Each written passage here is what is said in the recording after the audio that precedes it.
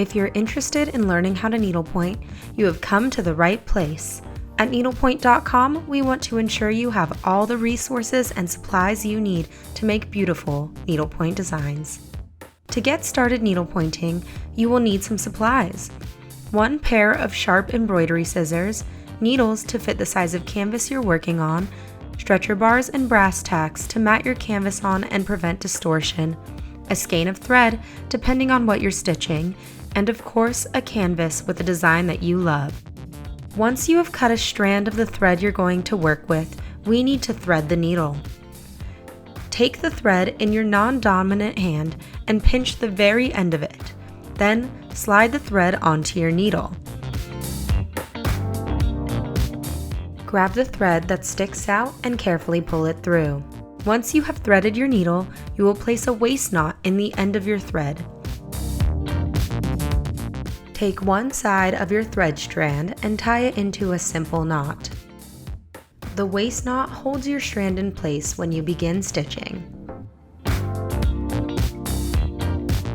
Now you're ready to get started working on your canvas. Today, we're going to learn how to do the Continental stitch because it's a foundational stitch in needlepoint and can go anywhere on your canvas. You will want to make sure that your knot is also in the line of where you're going to stitch, so that as you work, you lock your thread to the canvas. Each individual stitch goes from the lower left-hand corner to the upper right-hand corner of each canvas intersection. We're going to work from the upper right side of the canvas horizontally across to the left, doing this stitch in this way, filling each canvas intersection with a stitch.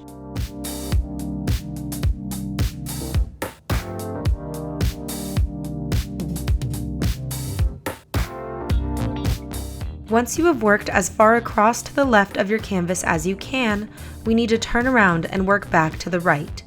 We will come up in the upper right-hand corner of each intersection into a filled hole and go back down in the lower left-hand corner of each intersection into an empty hole. We will continue back towards the right of the canvas, filling each canvas intersection in this way.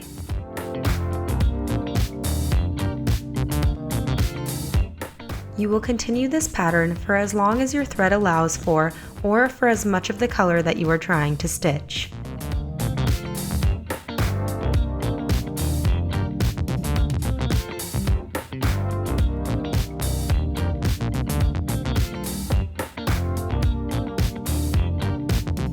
When you have finished covering the area you are working on, or when you run out of thread, simply flip the canvas over and run the needle and thread under the stitching on the back.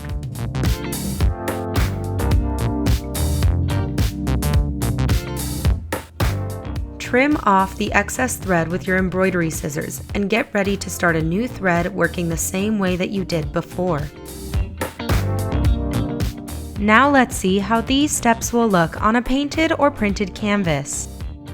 You can begin stitching anywhere on your canvas, but if you're a beginner, we would recommend starting out somewhere that you can get a good repeat of the stitch, like an open background. Before you begin stitching, mount your canvas on stretcher bars using brass tacks. Stretcher bars fit together at the corners, and the tacks are reusable as they pop in and out of the wood easily.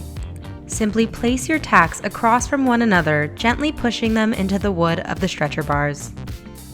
Stretcher bars help keep your project from distorting as you stitch.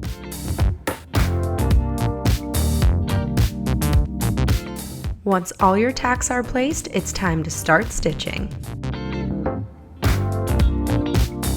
Place your waist knot in the canvas and begin stitching from right to left, filling each intersection in with a stitch.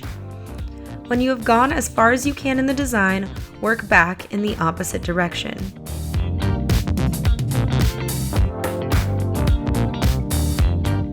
As you can see, we're continuing the pattern of Continental stitch that we displayed earlier, but now we're following the printed pattern on the design.